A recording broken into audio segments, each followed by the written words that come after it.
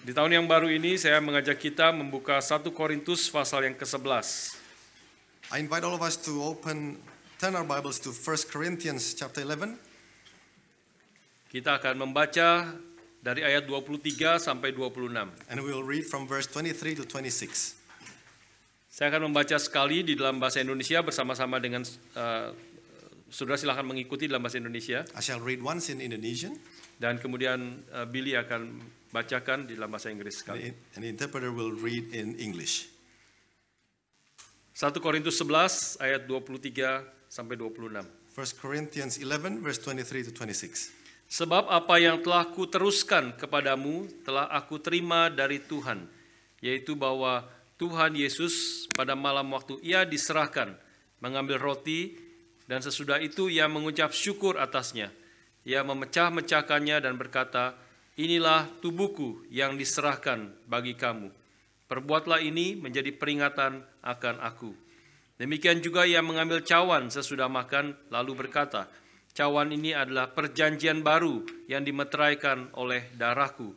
Perbuatlah ini setiap kali kamu meminumnya menjadi peringatan akan aku. Sebab setiap kali kamu makan roti ini dan minum cawan ini, kamu memberitakan kematian Tuhan sampai ia datang." For I received from the Lord what I also delivered to you, that the Lord Jesus, on the night when he was betrayed, took bread, and when he had given thanks, he broke it and said, "This is my body, which is for you. Do this in remembrance of me." In the same way also he took the cup after supper, saying, "This cup is the new covenant in my blood. Do this as often as you drink it in remembrance of me. For as often as you eat this bread and drink the cup, you proclaim the Lord's death until he comes." Mari kita berdoa sekali lagi. Let us pray once again. Bapa di surga, kami ingin bersyukur sekali lagi kepada Tuhan untuk tahun yang baru yang Kau sediakan bagi kami.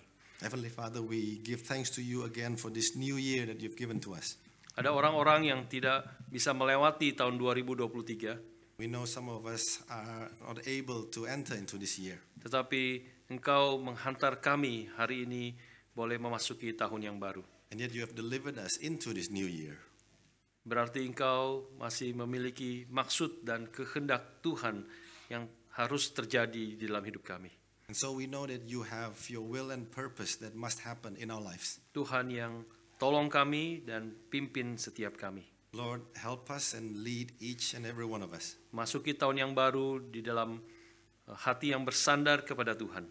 Help us to enter into this new year with a heart that leans on you. Bekerja giat bagi pekerjaan Tuhan. Work hard for your work. Melakukan segala sesuatu dengan pertolongan dan kekuatan yang Tuhan berikan. To do everything in your help and in your strength. Tuhan berkati kami ketika kami merenungkan firman-Mu pada pagi hari ini. Bless us as we meditate on your word this morning. Biarlah Injil Yesus Kristus sekali lagi menguatkan dan menghibur kami. May the gospel of Jesus Christ once again console and strengthen us. Mendorong kami untuk semakin hidup setia dan memuliakan nama-Mu. Urge us to live a life more faithful following you. Berkati hamba-Mu yang memberitakan firman dan penterjemah dan setiap kami yang mendengar akan firman-Mu. Bless your servant who is preaching the word, his interpreter, and every one of us listening. Sehingga kami semua dipimpin oleh Tuhan, oleh roh kebenaran itu masuk ke dalam kelimpahan kebenaran firman-Mu. So that we are all led by one spirit into the richness of your word. Dalam nama Tuhan kami Yesus Kristus, kami bersyukur dan berdoa. In the name of our Lord Jesus Christ, we give thanks and we pray. Amin. Amen. Saudara sekalian, sebagian besar mungkin pernah mendengar akan perkataan Timothy Keller almarhum. Brothers and sisters, you might have heard of the saying by the late Timothy Keller.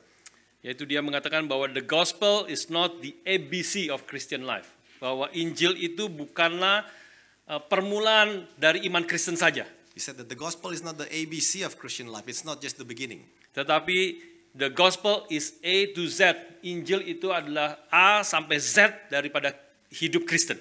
But the gospel is the A to Z of Christian life. Artinya kita tidak mungkin mampu melewati, bertumbuh, melampaui daripada Injil Yesus Kristus. Meaning that it is impossible for us to outgrow the gospel.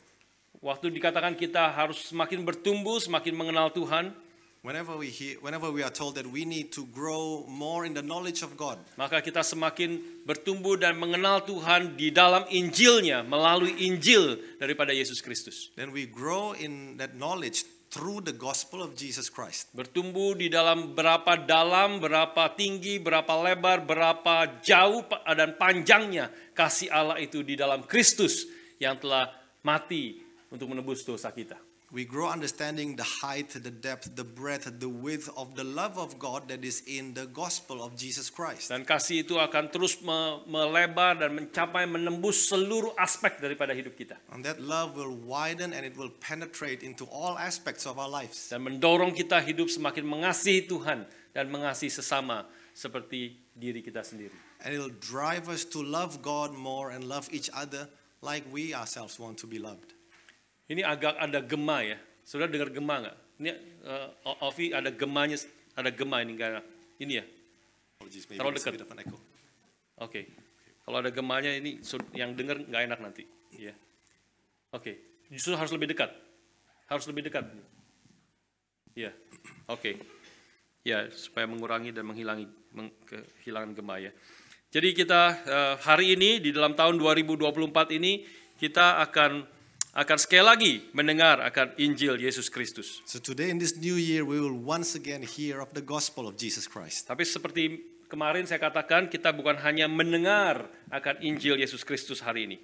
But like I said yesterday, today we will not only listen to the gospel of Jesus Tapi Christ, juga kita boleh merasakan atau mengalami Injil Yesus Kristus itu di dalam perjamuan kudus. but we want to taste it, we want to experience it as we enter into our Holy Communion. Injil itu bukan hanya akan kita dengar melalui pemberitaan firman, The gospel will not only be heard through the preaching of the sermon, tetapi Injil itu juga kita boleh alami melalui 4 panca indera kita yang lain. but let us also experience it through all our senses. Kita akan melihat akan Injil itu We will see the gospel melalui roti yang akan dipecahkan dan anggur yang akan kita sentuh.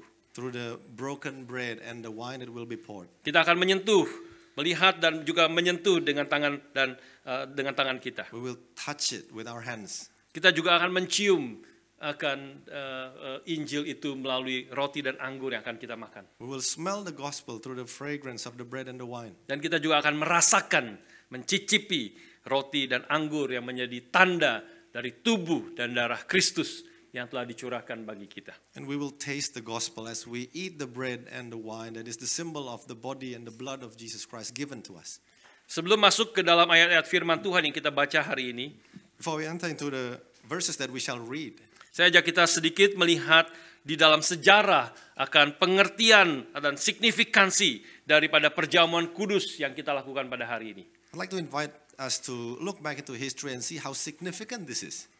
Tahun 1555 sampai 1558 In 1555 to 1558, di dalam pemerintahan Queen Mary di England di England during the reign of Queen Mary, yang seringkali disebut sebagai the Bloody Mary. who is often referred to as Bloody Mary, Ya, itu di antara tahun itu 288 orang Kristen Protestan Reform itu dibakar hidup-hidup. within these years, 288 Protestant dissenters were burned alive. Di antaranya adalah para Puritan yang disebut sebagai Hugh Latimer dan Thomas Cranmer. And among them were the Puritans Hugh Latimer and Thomas Cranmer. Dan apa yang menyebabkan mereka dibakar hidup-hidup atas perintah the Bloody Queen Mary ini? What got Bloody Mary to burn them? Karena mereka adalah orang-orang yang menolak konsep perjamuan kudus dari Roma Katolik, yang adalah agama dari Queen Mary ini. It's because the Puritans rejected the concept of Holy Communion according to the Catholic theology at that time that was held by Queen Mary. J.C. Ryle mengatakan persoalan ini dengan cara demikian. J.C. Ryle explained the problem this way. Persoalan utama di sini adalah apakah mereka orang-orang Puritan itu percaya, atau orang-orang Inggris secara keseluruhan, apakah mereka percaya bahwa roti dan anggur yang telah dikuduskan oleh seorang imam. The main problem here is whether Christians at that time believed that the bread and the wine that were sanctified by a priest Itu benar-benar berubah menjadi tubuh dan darah Kristus. truly transform into the body and the blood of Jesus Christ. Berubah secara fisik, secara materi, dan secara lokal di tempat ini. Physically, materially, and locally change into the body and the blood of Jesus Christ. Jika orang-orang tidak percaya bahwa roti dan anggur itu berubah menjadi tubuh dan darah Kristus, mereka akan dibakar oleh Queen Bloody Mary ini. Anyone who said they don't believe that it is true, then they get burned to the stake by Bloody Mary. Saudara sekalian, tentu saja kita sekarang tidak menghadapi resiko itu. And of course, now we do not face this risk. Tapi melihat sejarah ini, biarlah kita menghargai betapa penting pengertian yang tepat tentang perjamuan kudus ini. But as we look back at history, may we appreciate how important Holy Communion is. 288 orang reform itu menolak akan pengertian yang salah dari Roma Katolik pada waktu itu, meskipun mereka meresikokan dirinya untuk dibakar. 288 Reformed Christians at that time rejected the wrong understanding of the Holy Communion, knowing full well that they risk being burned at the stake. Mereka menolak karena kalau roti dan anggur itu betul-betul berubah secara materi, secara lokal, secara fisik menjadi tubuh dan darah Kristus, berarti Kristus setiap kali itu disalibkan di dalam perjamuan kudus. They rejected this concept that the blood and the wine truly turns into the body and the blood of Jesus, because that means that every time we have Holy Communion, Jesus Christ is crucified once again. Setiap kali tubuh dan darahnya itu disalibkan sekali lagi. And every time Jesus' blood and Jesus' body is nailed on the cross once again. Maka itu berarti kematian Kristus 2000 tahun yang lalu bukanlah korban yang sempurna. And that means the sacrifice of Jesus Christ was not perfect. Karena dia harus setiap kali dikorbankan, disacrifice di dalam altar perjamuan kudus. Because then he had to be sacrificed every single time on the altar of the Holy Communion. Hal ini juga berarti bahwa dia bukanlah iman agung yang sempurna. That also means that he is not the perfect high priest. Karena setiap kali harus ada imam atau pastor atau priest yang memberi korban, sacrifice daripada tubuh dan darah Kristus. Setiap kali ada perjamuan kudus. Because that means that it requires another priest to sacrifice Jesus Christ again every time that we have Holy Communion. Konsep Roma Katolik juga berarti sebenarnya dengan tidak sadar menolak natur kemanusiaan Kristus. The Roman Catholic theology at that time also did not realize that they have rejected the true humanity of Jesus Christ. Karena kalau setiap kali perjamuan kudus itu tubuh dan darah Kristus hadir di sini secara materi, because if in every Holy Communion that the body and the blood of Jesus is truly present again, maka tubuh dan darah Kristus itu bisa hadir di mana-mana tempat di dalam waktu yang bersamaan. That means that body and that blood can appear everywhere at the same time. Dan itu menolak natur hakikat kemanusiaan Kristus yang dia ketika datang ke dalam dunia, dalam tubuh yang dia miliki, hanya bisa hadir di tempat itu. And that goes against the very nature of the body of Jesus Christ who he put on when he came into this world. Maka para Puritan itu rela dibakar daripada menerima pengajaran yang keliru ini. And so the Puritans would rather be burned at the stake rather than agreeing with this wrong understanding. Keliru karena kalau kita sekarang masuk ke dalam 1 Korintus 11, ini adalah pengertian Roma Katolik yang terlalu mengada-ada sesungguhnya. And it is wrong because as we will now go into our verses of 1 Corinthians 11, it is an understanding that is it's too imaginative. Dan sesuatu pengertian yang tidak natural waktu kita membaca ayat-ayat yang dituliskan oleh Paulus. It's an unnatural understanding based on the verses that is written here by Paul. Dan juga sesuatu yang ditolak oleh Kristus sendiri di dalam ketika dia di dalam Injil Yohanes mengatakan sesuatu berkaitan dengan tubuh dan darahnya. And it is something that Jesus himself rejected, as we will read the passage in John. Secara singkat kita melihat di sini ketika Paulus mengatakan pada malam Tuhan Yesus diserahkan, dia mengambil roti dan sesudah itu ia mengucap syukur atasnya, ia memecah-mecahkannya dan berkata, inilah tubuhku yang diserahkan bagi kamu. In short, when Paul wrote that Jesus said that on the night that he was betrayed, he took bread, and then when he had given thanks, he broke it and said, this is my body which is for you. Pengertian yang natural secara bahasa dan secara konteksnya, maka pasti ketika Tuhan Yesus memecahkan roti itu, dia tidak bermaksud bahwa roti ini berubah menjadi tubuh, karena tubuh Kristus ada di situ, dia yang sedang mengatakannya. The natural understanding when we read these verses must mean that it is impossible for Jesus to say that this is my body that I broke for you, because Jesus was in his body when he was saying that. Ini mirip seperti kita sedang berbicara kepada orang lain dan menunjuk kepada foto yang adalah kita, keluarga kita. It is like to when we show a picture of our family members to someone. Dan kita mengatakan inilah keluargaku. And we say this is my family. Kita pasti tidak memaksudkan foto ini tiba-tiba berubah menjadi anak kita. Also, of course, we would never mean that the picture turns into our family members. Tentu ini adalah foto dari keluarga kita. It is truly a picture of my family Tapi members. kita bisa mengatakan inilah keluargaku. But we can say that this is my family. Kalau kita nonton film kisah nyata misalnya, Or when we watch a real life story, maka kita bisa mengatakan itu adalah Ratu Elizabeth. and we can say that is Queen Elizabeth. Maka pasti kita tidak memaksudkan Ratu Elizabeth yang ada di film itu adalah dia berubah somehow, tubuh Ratu Elizabeth masuk ke dia.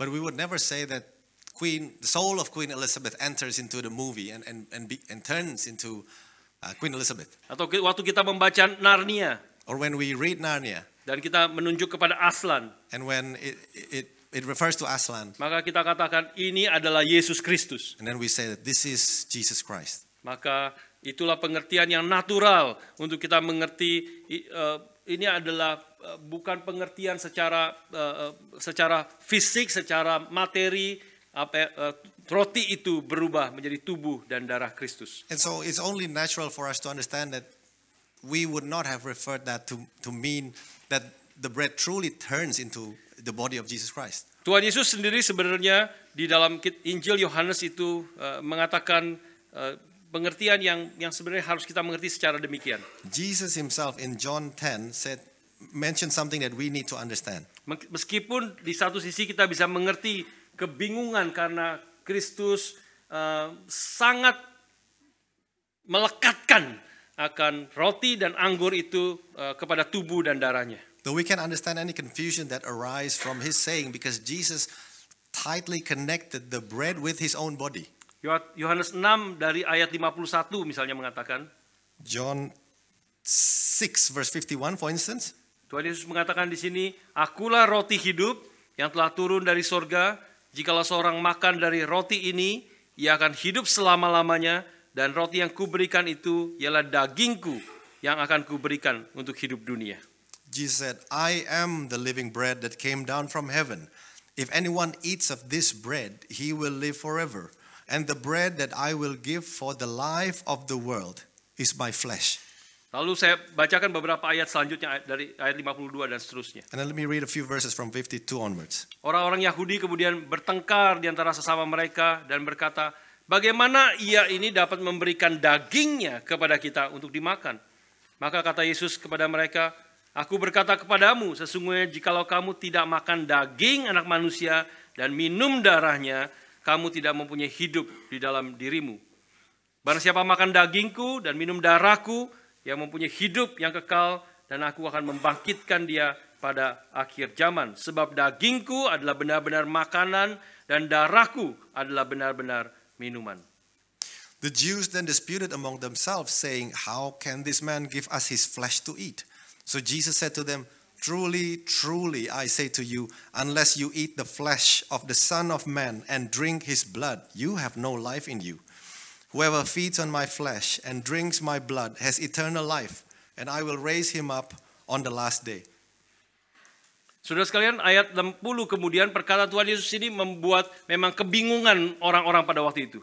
In verse 60, we found that the words of Jesus caused confusion among his followers. Ayat 60 mengatakan sesudah mendengar semuanya itu, banyak dari murid-murid Yesus yang berkata, perkataan ini keras, siapakah yang sanggup mendengarkannya? In verse 60, when many of his disciples heard it, they said, "This is a hard saying. Who can listen to it?" Lalu ayat 61 sampai 63 sebenarnya di sini kemudian Tuhan Yesus menjawab akan kebingungan daripada para murid. But Jesus did answer their confusion in verses 61 to 63. Yesus yang di dalam hatinya tahu bahwa murid-muridnya bersungut-sungut tentang hal itu, berkata kepada mereka, adakah perkataan ini menggoncangkan imanmu? Dan bagaimanakah jikalau kamu melihat anak manusia naik ke tempat di mana ia sebelumnya berada? Ayat 63 kuncinya. Rohlah yang memberi hidup, daging sama sekali tidak berguna. Perkataan-perkataan yang kukatakan kepadamu adalah roh dan hidup. Verse 61 to 63, but Jesus, knowing in himself that his disciples were grumbling about this, said to them, do you take offense at this? Then what if you were to see the Son of Man ascending to where he was before? In verse 63 is the key. It is the Spirit who gives life. The flesh is of no avail. The words that I've spoken to you are spirit and life. Jadi bicara tentang Tuhan Yesus mau mengatakan rohlah yang memberi hidup. Ini bukan berbicara tentang secara materi tubuh dan dagingku, tubuh adalah sebagai dagingku, tetapi perkataan-perkataan yang kukatakan kepadamu adalah roh dan hidup yang akan menghidupkan kamu. So Jesus said, I am not talking about my physical body because it is the Spirit that gives life, and the words that I've spoken to you is the Spirit and life. Dan ayat 35, Yohanes pasal 6 ayat 35 menjadi kunci untuk mengerti ini semua. And the same chapter in verse 35, we find the key to understand all of this. Kata Yesus kepada mereka, akulah roti hidup, barang siapa datang kepadaku, ia tidak akan lapar lagi, dan barang siapa percaya kepadaku, ia tidak akan haus lagi. Jesus said to them, I am the bread of life.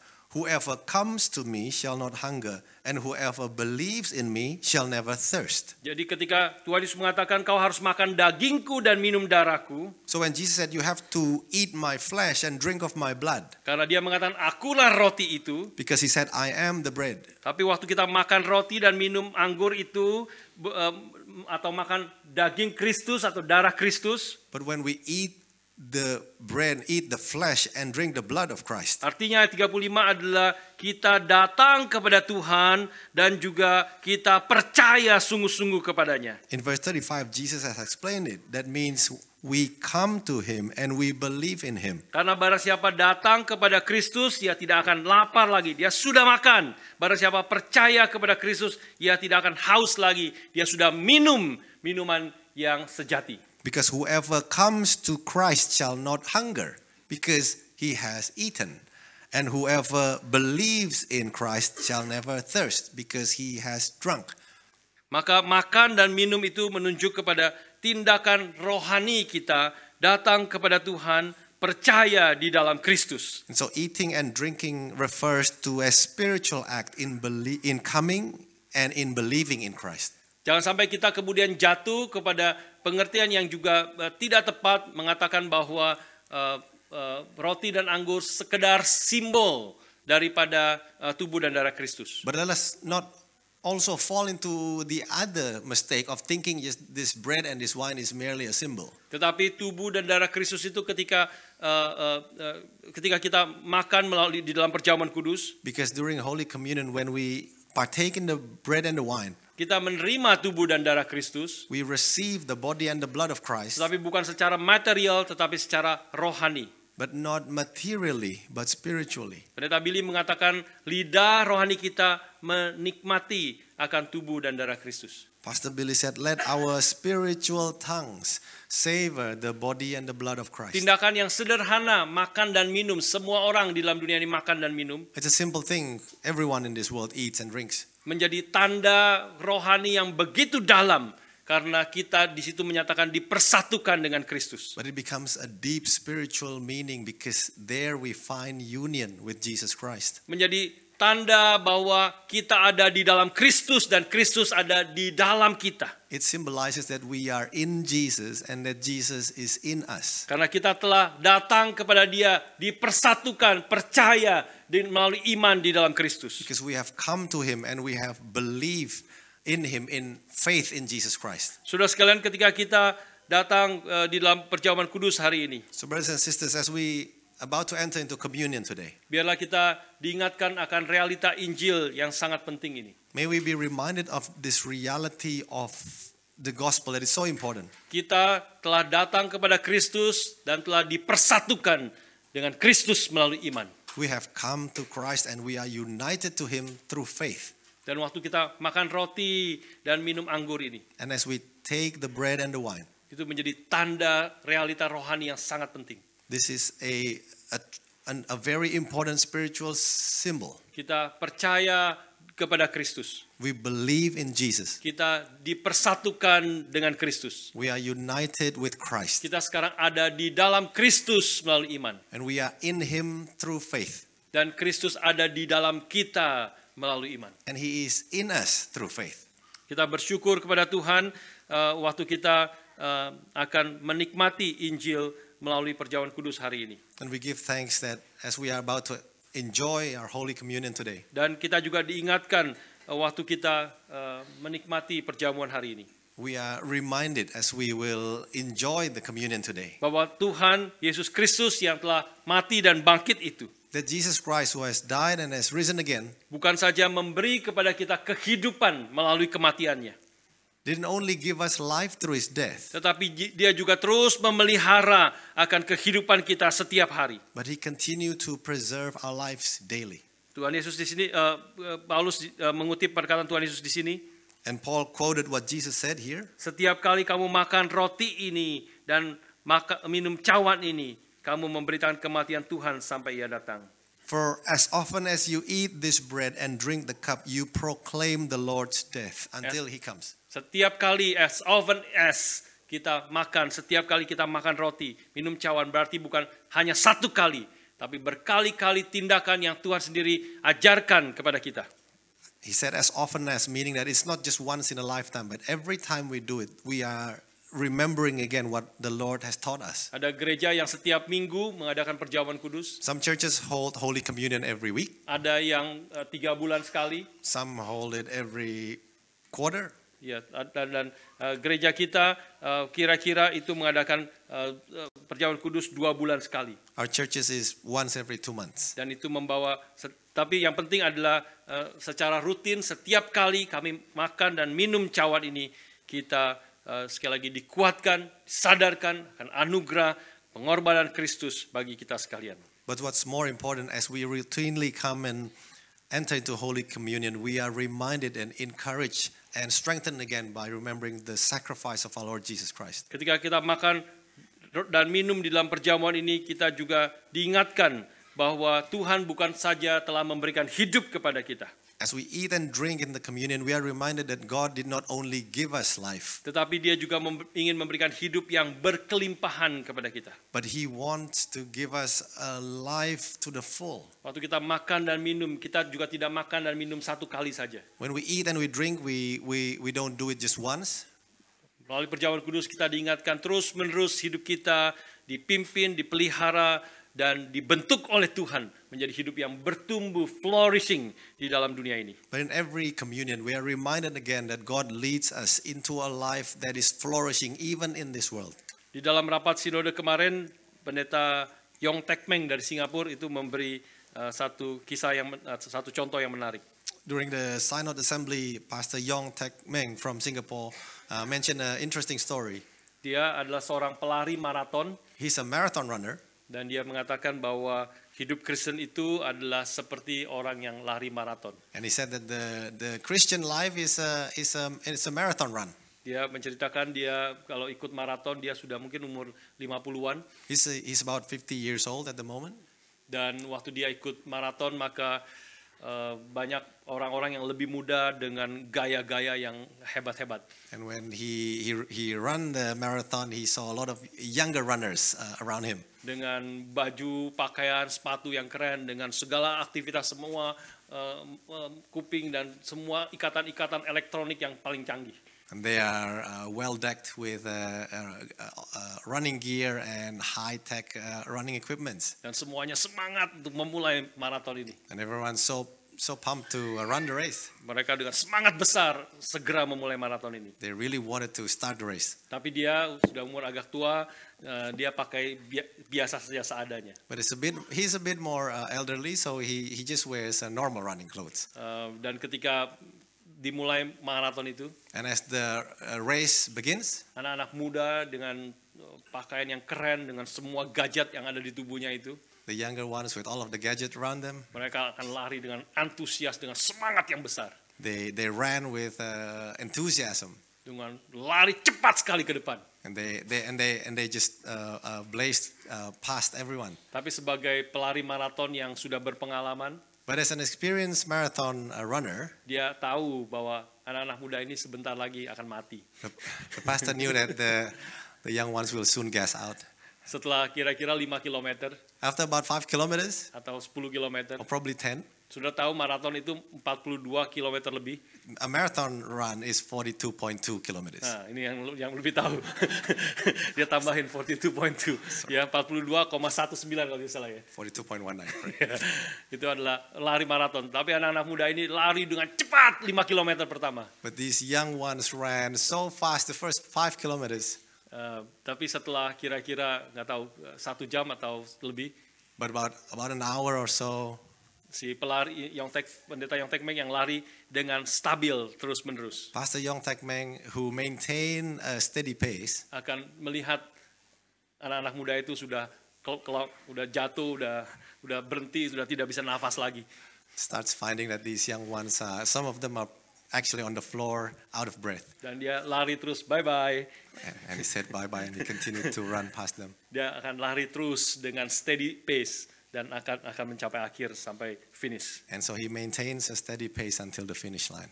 Saudara sekalian, dia katakan 2 hal dalam prinsip lari maraton ini. So he mentioned 2 principles of marathon running. Tentu kita tidak mau lari terlalu pelan. Of course, we do not want to run too slow. Kita tidak mau jalan santai. We don't want to walk leisurely. Ya, lari maraton bukanlah jalan santai. A marathon race is not a leisure walk. Kalau kamu jalan santai, kamu pasti tidak akan sampai. If you walk leisurely, you can't finish 42.2 kilometers. Sampainya mungkin 2 hari lagi. You'll finish in 2 days. Dan mungkin sudah tutup semuanya. And everything is closed down.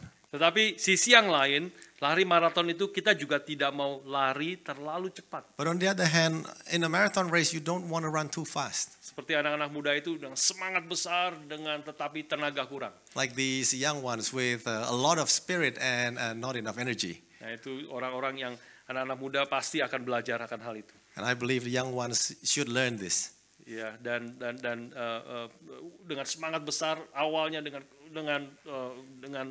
tenaga yang kuat, tetapi mereka tidak akan bertahan lama. Even though they begin with such enthusiasm, they will not last long. Tidak mau terlalu pelan, tetapi juga tidak mau terlalu cepat. Don't run too slow, but don't run too fast. Tetapi lari dengan konsisten. But run consistently. Terus menerus, lari terus dengan konsisten, dengan kecepatan yang stabil. Keep running, maintain your speed. Tentu ini tidak gampang. And it's not easy. Apa artinya tidak terlalu lambat? Apa artinya tidak terlalu cepat? What does it mean to not run too slow or too fast? Dan kita tentu harus belajar, bertumbuh, masuki tahun yang baru, kita semakin bijaksana. Apa artinya tidak terlalu lambat? As we enter into this new year, let us be wiser. What does it mean to not run too slow? Di dalam rapat sinode, terus-menerus Pendeta Stephen Tong mengingatkan kita. During the assembly meeting, Pastor Stephen Tong repeatedly reminded us. Seringkali kita dan banyak orang Kristen di tengah-tengah dunia ini lari terlalu lambat.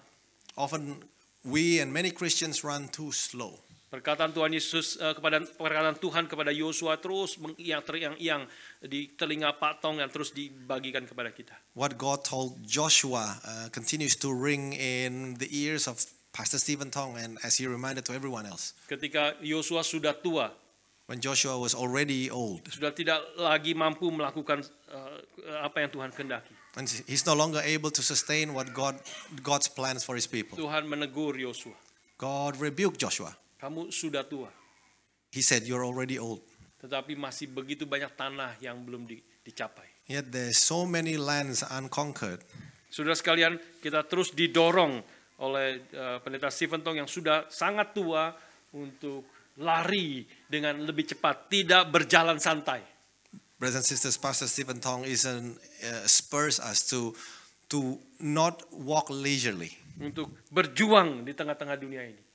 to fight in this world. Inilah salah satu warisan kita di dalam gerakan Reform Injili. And this is the inheritance that God has given us in this movement. Yang saya dan pendeta Ivan Kristiono kemudian memikirkan, merenungkan akan kebenaran ini. Pastor Ivan Kristiono then meditated on this truth. Yang Pak Tong sering berbicara tentang semangat perjuangan, tentang semangat squeezism.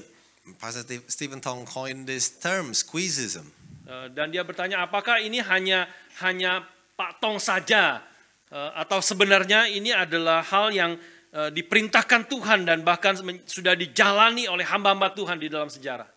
And Pastor Ivan asked, is this something that belongs only to Pastor Stephen Tong, or is it something that all of God's servants have done faithfully throughout the years? Apakah ini hanya memang karakter Pak Tong yang seperti itu, yang ngotot berjuang dari kecil dia sekolah SD, dia katakan tidak minum sepanjang 6 jam dia waktu sekolah. Is it because does this belong to someone like Pastor Stephen Tong, who even from such a young age said he could stand not drinking 6 hours at school? Dia sudah dipersiapkan Tuhan di dalam kesulitan yang dia hadapi. He's prepared by God to face the challenges in his life. Orang zaman sekarang agak bingung, kenapa dia tidak minum selama 6 jam? And many people said, why don't you drink for 6 hours? Bukankah kita bisa ada tap water tinggal minum di sini? Now we have tap water, you can just drink. Zaman itu tidak seperti itu, saudara. Back then it was a different time. Tidak ada air minum yang dari ledeng bisa kita minum. You don't drink water from the tap. Ya, kamu akan sakit kalau minum air yang tidak dimasak waktu itu. You'll get ill. Tetapi dia tidak punya uang untuk minum. But he didn't have money to get water. Teman-temannya waktu istirahat keluar ke kantin beli teh botol, beli minuman dan sebagainya. During recess, his friends would run out and get whatever drinks they like. Tetapi dia tidak punya uang untuk minum. But he didn't have money to buy any drink. Dan tidak ada air di ledeng untuk dia bisa minum. And there's no tap water. Sehingga 6 jam itu sekolah dia tidak minum satu tetes pun. So a school day of 6 hours, he didn't drink a single drop. Bertahun-tahun dia dilatih seperti itu. And for years he's trained himself to do Apakah this. ini cuma patong saja? Saya hidup dalam zaman yang berbeda. This is just Pastor Stephen Tong. We live in a different time. Sehingga dia berjuang, squeezism, squeeze my time, squeeze my life, squeeze my money, squeeze my talent. So Pastor Stephen Tong squeezed his life, his time, his money, his talents. Nah, maka pendeta Ivan Kristiono membaca Alkitab, mempelajari sejarah.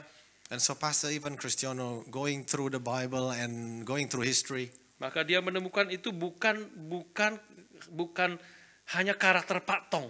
he found that this is not just a character of Pastor Stephen Tong, Tetapi itu adalah karakter hamba-hamba Tuhan yang dipakai Tuhan sepanjang sejarah. but this is the character of all of God's servants who he used throughout history. Meski tentu berbeda-beda, tidak persis mengikuti apa yang Pak Tong hidupi dan kerjakan. Though of course we have different stories of life. Tetapi squeeze my time, squeeze my talent, squeeze my money, squeeze my life. But squeezing your life, talent, money Itu adalah panggilan Tuhan bagi setiap kita. is God's calling to every one of us. Menyangkal diri, memikul salib setiap hari. Deny yourself and carry your cross every day Dan mengikut Kristus terus-menerus. and follow Jesus Christ forever. Kita melihat hamba-hamba Tuhan di dalam Alkitab. We see God's servants in the Bible. Kita melihat Rasul Paulus hidupnya, seluruh hidupnya.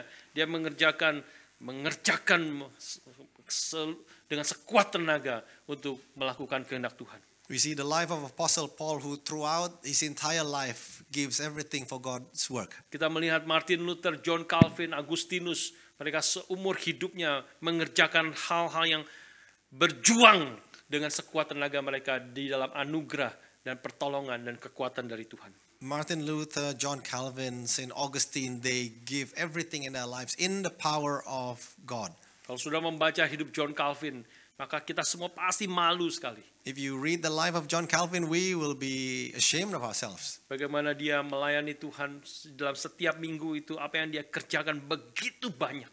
We read how much he does for God every week, Dan bukan di dalam tubuh yang sehat. and not in a healthy body. John Calvin itu sakit-sakitan. John Calvin was a sickly man. Dia punya masalah di dalam pencernaannya. He has digestive problems. Dia tidak bisa makan sehari 3 kali.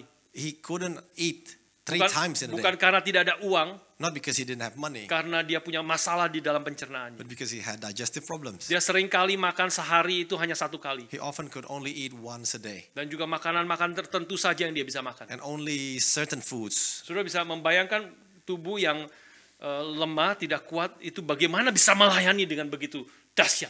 So how is it a frail body is able to serve God so powerfully? Tentu itu adalah anugerah Tuhan, kekuatan dari Tuhan. It is surely God's grace. Tetapi juga ada perjuangan, squeeze hidupnya untuk mengerjakan yang terbaik bagi Tuhan di dalam setiap kesempatan, setiap tanggung jawab yang Tuhan berikan kepada dia. But he fought well. He squeezed everything in him to take every opportunity to do the work that God has called him to do. Saudara sekalian, kita memang perlu belajar dan terus bertumbuh.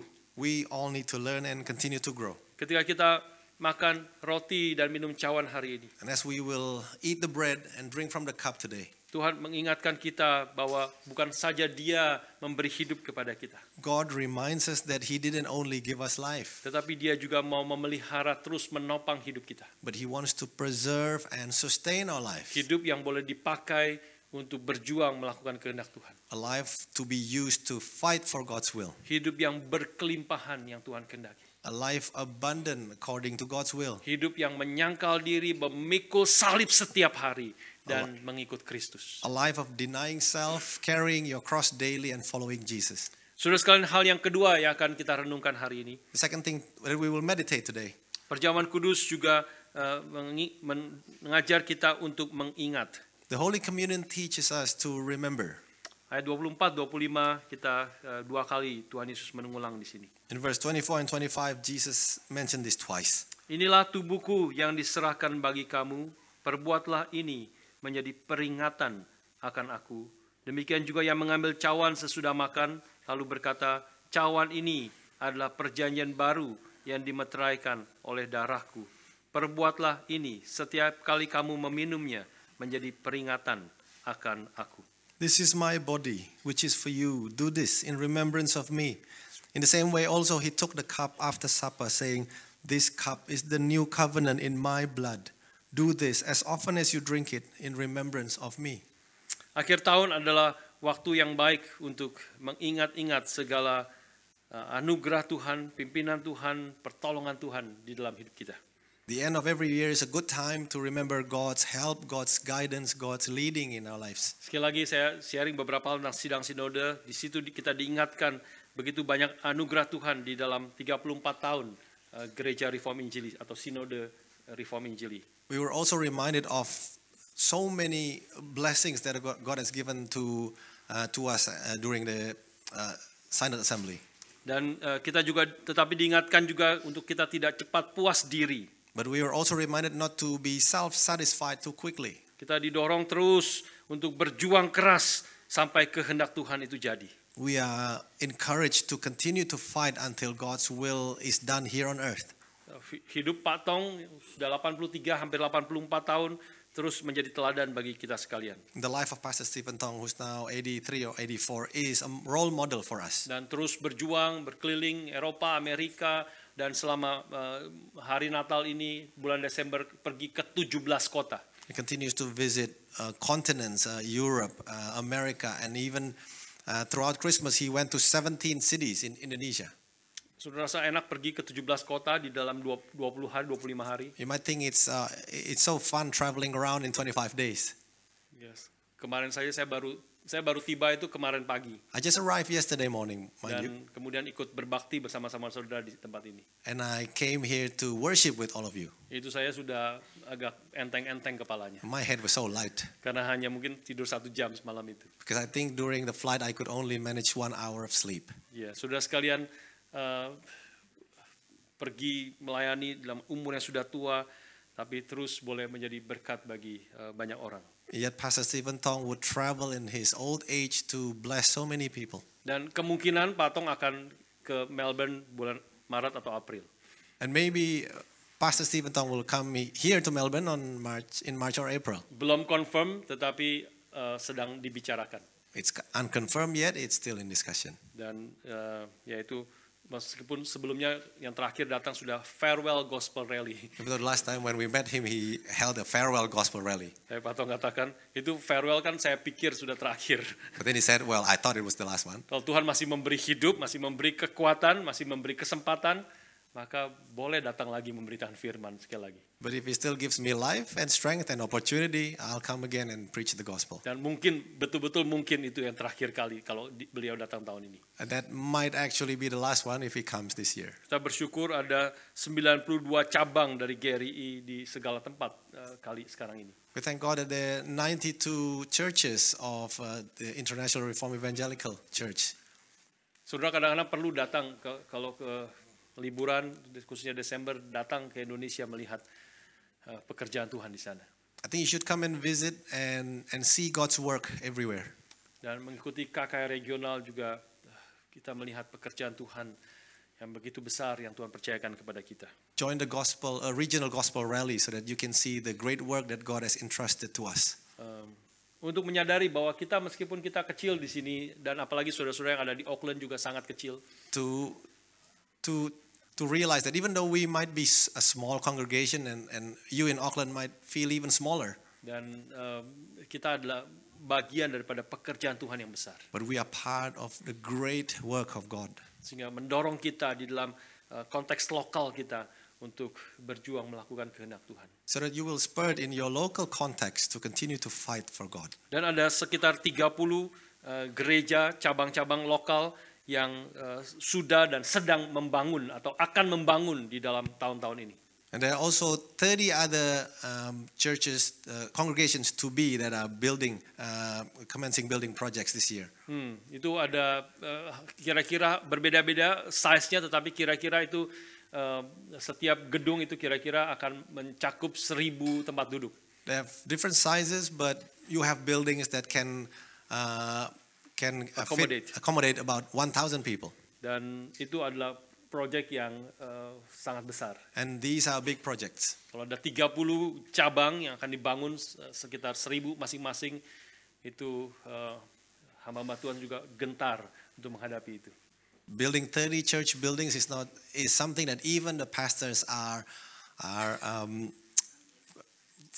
anxious about. Yeah. Yes. Yeah. Dan ya saudara bayangkan kalau kita ya ada jemaat-jemaat yang mungkin sebesar kita, ada yang lebih besar sedikit, ada yang lebih kecil sebenarnya mungkin hanya 150 orang jemaatnya. We have different congregations, different sizes. Some are only 150. Dan 150 tapi mereka akan didorong membangun gedung yang bisa menampung 800 orang misalnya. But they encourage to build a building that can accommodate 800 people, for instance. Itu adalah beban yang berat. It's a big burden. Kalau saudara mungkin saya seperti kita terus didorong untuk membangun gedung yang jumlahnya bisa menampung 1.200 orang. If we are asked to start a building project of 1,200 people, 1,200 people. Saudara bayangkan kalau ini kita kemarin agak lebih penuh, kalau kita sini penuh, rasanya sudah penuh 200 lebih orang. Yesterday there were a lot more people, but if there were more people than now, it already feels quite tight. Tetapi kalau 200 orang ini ditaruh di dalam gedung yang 1.200, but if 200 of us here is placed in a building of 1,200 people, maka akan kosong sekali gedung itu. It'll look very empty. Nah, itulah menjadi tantangan dan perjuangan dari saudara-saudara kita yang ada di Indonesia. And that's the challenge that our brothers are facing. Dan Gary Sydney sudah membeli satu tanah yang besar, 1,3 hektar. And our brothers and sisters in Sydney have bought a land, 1.3 acres. Ya, acres ya. Jadi sekitar 13.000 meter persegi. 13,000 meters square. Ya, itu mereka memang belinya tempat yang jauh dan itu juga tantangan yang besar yang akan mereka hadapi. And they bought a land that is located a bit farther from the city, which poses another challenge. Ini semua untuk mendorong kita untuk sekali lagi squeeze our time, squeeze our talent, squeeze our money, squeeze our life untuk dibagikan dan menjadi berkat bagi orang lain. But we're saying all of this to encourage all of you to squeeze your life, squeeze your talent, squeeze your money so that you bless other people. Pendeta Ivan juga mengingatkan kita, Pastor Ivan also reminded us, kita harus bertanya. we have to ask, Waktu kita di-squeeze atau diperas itu, apa yang keluar sebenarnya dalam hidup kita? when we are squeezed, what flows out from us? Ya, memang ini satu peringatan yang penting. It's an important warning. Kita kalau tidak mengerti ini, kemudian kita mencoba berjuang melakukan yang besar, kita squeeze our life. Kalau kita tidak siap, apa yang keluar waktu hidup kita di-squeeze, diperas? If we don't have the right understanding and yet we are squeezed, what will come out from our lives? Maka kalau tidak siap, kalau kita tidak dewasa, kita tidak bertumbuh, maka waktu di-squeeze itu yang keluar bukanlah berkat pujian kepada Tuhan. If you're not ready, if you're immature in your faith, then when you face the squeeze, what comes out is not worship and thanksgiving to God. Maka ketika engkau diperas, yang keluar adalah komplain dan ngomel. What comes out is your complaints and your grumblings, Yang keluar adalah mental breakdown. mental breakdowns. Yang keluar adalah kita tidak lagi mau ikut di dalam pelayanan. And you say, no, I'm not serving anymore. Saudara sekalian, memang berarti intinya adalah kita harus bertumbuh di dalam iman kita. So what is the essence is that we need to grow in our faith. Dorongan dari luar, dorongan untuk kita berjuang, itu adalah tantangan bagi kita. The encouragement, the spur from outside for us to struggle is a challenge. Tetapi kuncinya adalah kita harus dari dalam bertumbuh, makin mengenal Tuhan, makin mengalami akan anugerah Tuhan. But the key is we have to, from within, we have to grow more and more in understanding of who God is. Dan salah satu cara Tuhan mempertumbuhkan iman kita yaitu melalui perjamuan kudus. And one way in doing that is through Holy Communion. Kita perlu mengingat apa yang telah dikerjakan Kristus. We need to remember what Jesus has done for us. Mengingat bagaimana dia dikhianati. Remember how he was betrayed. Mengingat bagaimana meski dia tahu apa yang akan terjadi, dia dengan rela menyerahkan nyawanya. Remember that even though he knew what would happen to him, he gave his life willingly. Kitab Yohanes mengatakan, Tuhan Yesus mengatakan dalam kitab Yohanes bahwa tidak ada seorang pun yang merebut nyawaku dari tanganku. In John, Jesus said, no one took my life from me. Kalau aku tidak memberikannya, tidak ada orang yang bisa merebut nyawaku dari tanganku. If I hadn't given it willingly, no one could take it from me. Dia tahu dia akan dikhianati, tetapi dia dengan rela menyerahkan nyawanya. He knew he would be betrayed, but he gave his life Dan dia willingly. taat sepenuhnya, taat sampai mati. And he obeyed fully till death. Di Taman Getsemani dia bergumul dengan berat sampai keringat bercucuran seperti darah. In Gethsemane, he struggled until his sweat turns to blood. Ya Bapa, kalau boleh cawan ini lalu daripadaku. Father, if Possible. may this cup pass from me. Cawan penderitaan yang dia harus tenggak minum sampai habis. This cup of suffering that I have to drink from.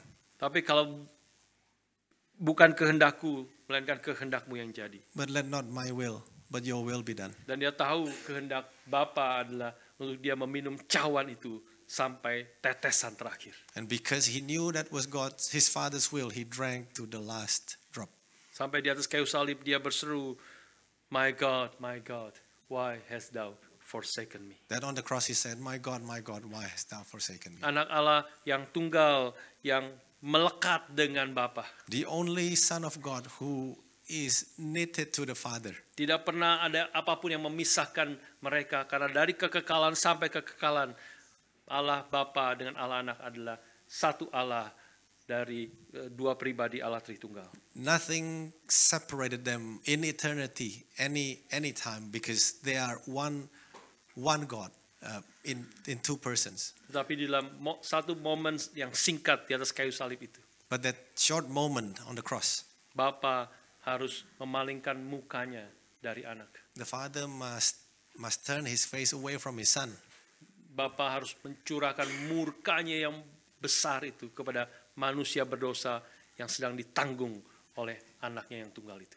And he must pour out his great wrath to all humanity, and his Son must bear it. Allahku, mengapa engkau meninggalkan aku? My God, why hast thou forsaken me? Satu-satunya kali anak Allah yang tunggal memanggil Bapanya sebagai Allah. The only time the Son called his Father God.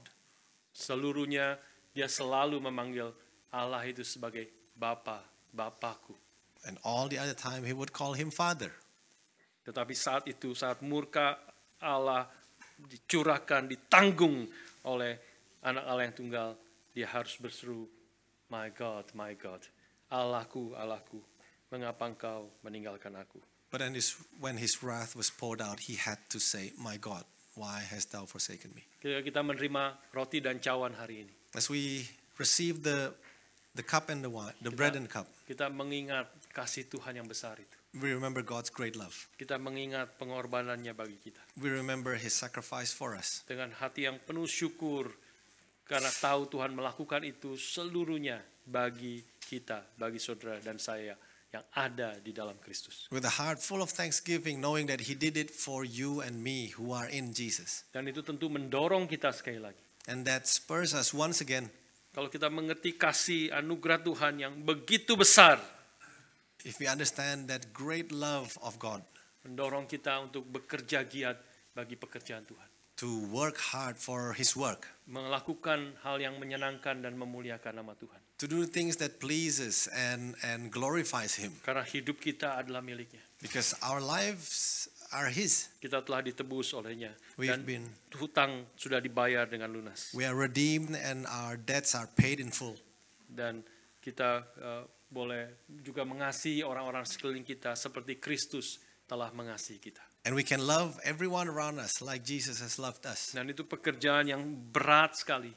And this is a heavy work. Jangan kita dengan mudah mengatakan itu seperti klise, kita mengasihi orang seperti Kristus mengasihi kita. Let these words not turn into a cliche that we love others like Jesus loved us. Biarlah tahun 2024 itu kebenaran itu menjadi realita dalam hidup kita. Let 2024 be the year where that truth becomes reality. Kita berjuang mengasihi orang-orang lain sekeliling kita seperti Kristus telah mengasihi kita, menyerahkan nyawanya bagi kita.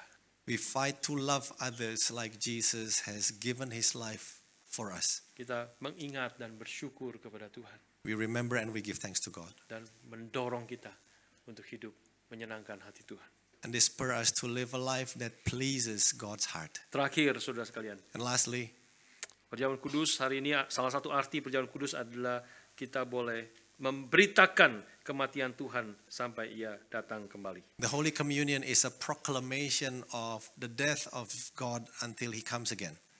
Ayat 26 mengatakan, sebab setiap kali kamu makan roti ini dan minum cawan ini, kamu memberitakan kematian Tuhan sampai ia datang. In verse 26, for as often as you eat this bread and drink the cup, you proclaim the Lord's death until he comes. Kita memberitakan Injil melalui perjamuan kudus untuk menopang iman kita. We proclaim the gospel through the Holy Communion as it sustains our own faith. Menyadari semakin dalam kasih Tuhan, lebar, dalam, tinggi, dan luasnya. To realize more and more how tall, how wide, how deep is God's love for us. Memberitakan Injil, memberitakan kematian Tuhan juga kepada orang yang belum percaya. And to tell of the love of God to people who don't believe yet. Yang melihat apa yang kita lakukan dan merasa sangat aneh. Orang-orang Kristen dituduh pada waktu itu seperti kanibal, makan daging manusia, minum darah manusia. Those who observe us having Holy Communion, like the people in the past who accuse us that Christians are cannibals, eating flesh and drinking blood. Menjadi kesempatan kita memberitakan Injil, menyatakan ini adalah tanda daripada apa yang Kristus telah kerjakan bagi manusia berdosa, bagi kita sekalian. But this is an opportunity for us to tell them of how Jesus has died for us sinners. Dan bukan hanya dia mati, Injil juga berbicara tentang kebangkitan Kristus. And we don't only speak of his death, but of his resurrection. Kebangkitan Kristus juga sebenarnya implisit di dalam perjamuan kudus yang tentunya berfokus kepada kematian Kristus. Which is implicit in the Holy Communion, even though it focuses on the death of Jesus. Ayat 23, Tuhan Paulus mengatakan, sebab apa yang aku telah terima dari Tuhan, itu menyatakan dia menerimanya dari Tuhan yang sudah bangkit, yang menyatakan kebenaran ini kepada Paulus. Paul said in verse 23, for I received from the Lord, the same Lord who died and also has risen again. Tuhan juga menunjuk kepada kekuasaan Kristus yang absolut dan juga bahkan menunjuk kepada keilahian Kristus. It points to the absolute authority of Jesus and his divinity. Roma 10 mengatakan jikalau engkau mengaku Yesus adalah Tuhan, maka kamu akan diselamatkan. Romans 10 said, if you confess with your mouth that Jesus is God, then you will be saved. Jesus is Lord. Jesus is Lord. Ya, mengaku Yesus adalah Tuhan karena berarti itu meresikokan engkau dipenggal kepalanya oleh pemerintah Roma. Because at that time you risk losing your head by the Roman authorities. Karena bagi orang Roma hanya ada satu Tuhan, hanya ada satu penguasa. There's only one Lord and one Master, yaitu Caesar. Because at that time the Romans only have one Lord and one Master, Caesar. Tapi orang-orang Kristen yang berani mengaku Yesus adalah Tuhan. But Christians courageously proclaim Jesus is Lord. Dia mengakui bahwa Tuhanlah yang berdaulat atas segala sesuatu dan dia adalah Allah itu sendiri. They confess that he has authority over everything and he is God. Inilah Tuhan yang kita nyatakan di dalam perjamuan kudus. This is the God that we are proclaiming every Holy Communion. Tuhan yang berdaulat atas seluruh hidup kita dan dia adalah Tuhan yang adalah Allah yang telah datang ke dalam dunia menjadi manusia. A God who is sovereign over all our lives and yet has come into this world, into our lives. Juga di dalam ayat ke-24 dikatakan sesudah itu ia mengucap syukur atasnya, ia memecah-mecahkannya. And in verse 24 it says, and when he had given thanks, he broke it. Waktu dia memecah-mecahkannya dan mengucap syukur, dia bukan hanya memecah-mecahkan roti, tapi juga tubuhnya yang sebentar lagi akan dipecahkan. He didn't just broke the bread, but he soon will break his own body. Mengapa dia mengucap syukur atas itu? And why did he give thanks for this? Karena dia tahu bahwa kematian itu bukan akhir daripada hidupnya di dalam dunia ini. Because he knew that his death is not the end of his life here on earth. Dia tahu bahwa kematian tidak mungkin menguasainya. Death could not overcome him. Berkali-kali Tuhan Yesus mengatakan bahwa dia akan ditangkap, dia akan dianiaya, dia akan mati, tetapi dia akan bangkit pada hari ketiga. Repeatedly he said that he will be captured, he will be crucified, he will die, but he will rise again on the third day. Dia mengucap syukur waktu memecah-mecahkan roti. And he gave thanks when he broke the bread. Karena dia tahu ini adalah kehendak Bapanya. Because he knew this was the will of his Father. Karena ini adalah kasih daripada Bapanya kepada manusia berdosa. This is the love of his Father to sinners. Dan kasih yang juga memenuhi hatinya untuk saudara dan saya. Love that filled his heart and flows to all of you. Karena dia tahu pada waktu dia mati itu bukan akhir dari hidupnya. Because he knew that when he died it was not the end of his life. Dia bersyukur melalui kematiannya dikonfirmasi bahwa kematiannya itu diterima oleh Bapa di surga. He gave thanks that when he died the Father accepted his sacrifice. Dikonfirmasi melalui kebangkitannya dari kematian. And the Father confirmed it through his resurrection. Dan menggenapi keselamatan bagi saudara dan saya. Fulfilling the salvation for you and for me. Karena itulah dia mengucap syukur atas roti yang dia pecahkan itu. And that's why he gave thanks for the broken bread. Terakhir, dia sendiri yang memecahkan roti itu. And lastly, it was Jesus himself who broke the bread. Dia memecah-mecahkannya dan berkata, inilah tubuhku yang diserahkan bagi kamu. He broke the bread and said, this is my body given for you. Yang memecahkan tubuhnya bukanlah Yudas yang mengkhianati dia. The one who broke his body was not Judas who betrayed him. Yang memecahkan tubuhnya bukanlah Petrus yang menyangkali dia. Or Peter who denied him. Yang memecahkan roti dan tubuhnya itu bukanlah imam kepala. Or the chief high priest. Ataupun Pilatus yang memutuskan akhirnya dia atau menyerahkan Yesus untuk disalibkan. Or Pilate who decided to give Jesus to be crucified. Yang memecahkan tubuh Kristus bukanlah tentara yang menusuk akan tubuhnya ketika tergantung di atas kayu salib. It was not the soldiers who pierced his body. Tetapi yang memecahkan tubuhnya adalah dia sendiri. It was Jesus himself. Karena kalau dia tidak menyerahkan nyawanya, tidak ada orang yang bisa mengambil nyawanya dari dirinya. Because if he had not given his life, no one could take it from him. Saudara sekalian, ketika kita menghampiri perjamuan kudus hari ini, brothers and sisters, as we approach the table today, biarlah kita mengingat 3 hal ini. May we remember these 3 things. Kita bersyukur untuk pengorbanan Kristus bagi kita. We give thanks for the sacrifice of Jesus for us. Kita makan dan minum menyadari bahwa hanya di dalam Kristus melalui kedatangannya ke dalam dunia, melalui tubuhnya yang dipakukan di atas kayu salib, boleh ada keselamatan bagi kita. You remember that only in Jesus, in Him coming to this world, in His body being nailed to the tree, there can be salvation. Dan mengingat bahwa dia bukan hanya memberikan hidup, tetapi dia terus memelihara hidup ini sampai kita bertemu muka dengan Tuhan. And that He didn't only give us life, but He preserved that life until we see Him face to face Kita again. makan dan minum berpesta dengan hati yang sukacita, bergembira karena anugerah Tuhan yang besar. As we drink and we eat, we feast in the great love that God has for us. Kedua, biarlah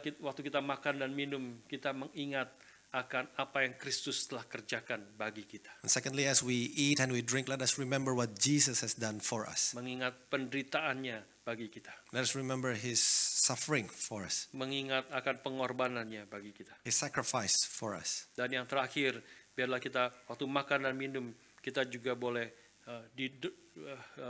mendorong kita untuk memberitakan akan Injil Yesus Kristus. And lastly, let the Holy Communion be our encouragement to proclaim of His gospel to everyone. Karena dia bukan hanya Tuhan yang telah mati bagi kita, Because He's not only a God who has died for us, tapi juga Tuhan yang telah bangkit menyatakan kemenangannya. but He's also a risen, victorious God. Dengan hati yang bersyukur, kita juga orang-orang yang ada di dalam Kristus, And with a heart full of thanksgiving, let every one of us in Jesus, yang telah dipersatukan dengan kematiannya, united in His death, juga telah mengalami kebangkitannya sekarang. and has experienced His resurrection today. Mengalami hidup yang baru itu sekarang. We have new life today. Meskipun hidup yang baru itu belum seluruhnya sempurna, Though it is not entirely perfect, kita terus harus berjuang, menjalani, melakukan, dan menghidupi hidup yang baru itu. we must continue to fight to live out this new life. Di tengah-tengah dunia yang berdosa, In the midst of a sinful world, di tengah-tengah banyak orang yang belum percaya kepada Tuhan, in the midst of many people who have not yet believed in God, kita berjuang menjadi saksi Kristus di tengah-tengah dunia ini. let us be God's witness in this world. Kita menyangkal diri, memikul salib, dan setiap hari dan mengikut Kristus. Let us deny ourselves, carry our cross every day, following Jesus. Biarlah dengan pengertian demikian kita menghampiri perjamuan kudus pada hari ini. Let us approach the table with this understanding. Kebenaran Injil yang akan menopang bukan hanya hari ini, A truth that will sustain us not only today, tapi juga sepanjang tahun ini. but throughout this year. Tuhan memelihara dan memberi kekuatan kepada kita sekalian. And the Lord care and Lord lead and give us strength.